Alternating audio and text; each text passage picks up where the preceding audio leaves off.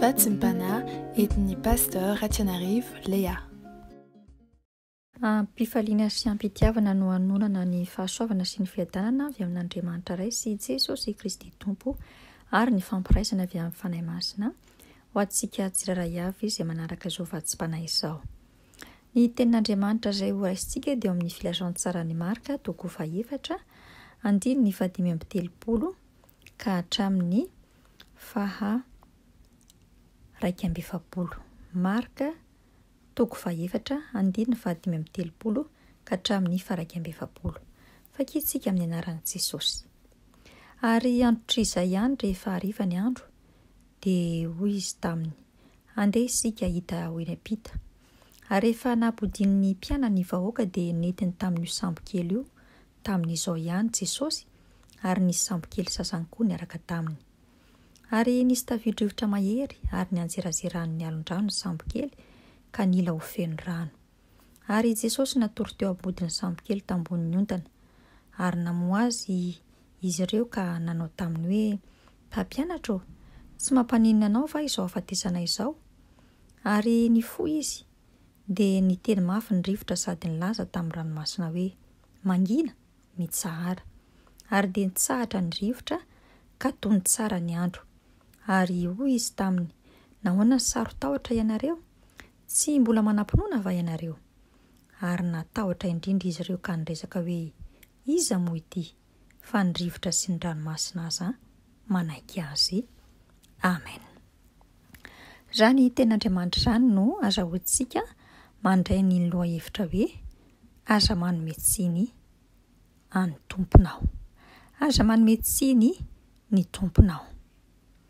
Hitantsika arak'izao andinin-tsoratra masina vitsivitsy no vonakintsika teo izay, fa Jesosy Kristy Tompo dia natory teo ambodin'ny sambo kely tambonin'ny ondana. Dia raha io tenin'Andriamanitra io dia hitantsika hoe nisy ny fotoana izay nahariraka an'i Jesosy dia mba niala sasatra ihany koa izy vokatry ny harerahana tamin'ny asa izay notanterahany. Rehefa natory Jesosy dia hoy izy ny mpianany taminy hoe, mpampianatra, tsy mampaninona anao va izao afatesana izao? Hitantsika miharihary ao anatin'izany fa nanome tsiny an'i Jesosy reto mpianatra. Nanoloana ny tafio-drivotra, nanoloana ny fisafotifotiny ranomasina izay nahazo azy ireo teny ambony sambo kely. Feno tahotra ny tao anatin'ny fo sy ny saina mampanany reto mpianatra. Ary moa tsy izany koa va no miseho amin'ny ireo mpanaradia an'i Jesosy Kristy Tompo dia izao sy ianao izay milaza fa kristianina mpianatry Jesosy. Rehefa tonga ny fizahan-toetra, rehefa tonga ny zavatra mangidy saro-bahana, rehefa tonga ny toe-javatra izay tsy ahitantsika vahaolana, ary rehefa misy koa ny fotoana izay iainantsika ao anatin'ny famoiza-po sy ny akoviana, dia mila ho rendrika tokoa ny sambo kely mpianantsika tsiraray avy. Eo indrindra tsika no lasa manome tsiny an'i Jesosy Kristy Tompo satria maninona re ianao Jesosy no mangina? Naninona re ianao Jesosy no matory? Maninona re ianao Jesosy no tsy miteny ao anatin'ireto zavatra maro samihafa izay mantsoa sy manjady ahy izao. Ary izay indrindra ry hava-mahalalako rehetra amin'ny Tompo izay manaraka izao vatsim-pana izao fa itsika tsiraray avy tokoa no taratry reto mpianatra izay nanaradia an'i Jesosy reto. Ary matetika tsika manoloana ny zavatra izay tsy ahitantsika vahaolana sy mahakivy sy mampamohy fo antsika, dia azo lazaina hoe feno ovitra, feno tahotra ny fo sy ny saina mampanahy antsika, any ka manome tsiny an'ilay Jesosy Kristy Tompo itsika tsiraray avy.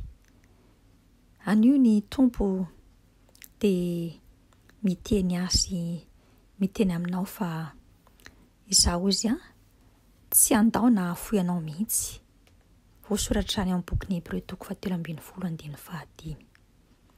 Manoloana n'io ady sarotra izay lalovanao io, manoloana n'io ady tsaina sy ady mpiainana izay atrehanao io, manoloana ny olana saro-bahanana ataka izay efa nangatahanao nandritra ny andro vitsivitsy na mety volana vitsivitsy na mety taona maro ka tsy ahitanao vahaolana, eritreretinao fa tabidalakale ianao, dia tsarovy avako malala fa Jesosy Kristy Tompo izay nanolotra ny ainy teo ambony hazo fijaliana no efa miteny amiko sy miteny aminao hoe vita, efa vitany avokoa ny zavatra rehetra. Voasoratra any amin'ny filazantsara ny taona 2017. Nanomboan'i Jesosy ny ainy teo ambony hazo fijaliana dia ho azy ianao. Hitondra ny etantsika mavesatra araka ny teny makanesa ty amiko ianareo rehetra izay miasa fatratra sy mavesatra etana, fa izaho no anome anareo fitsarana. Te hanana fitsarana izao sy ianao?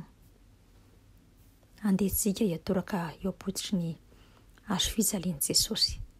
Ary ametraka izany eo am-pototry ny hazo fijaliana fa tsy misy dikany eo anatrehan'i Jesosy izay zavatra rehetra mianjady amiko sy mianjady aminao.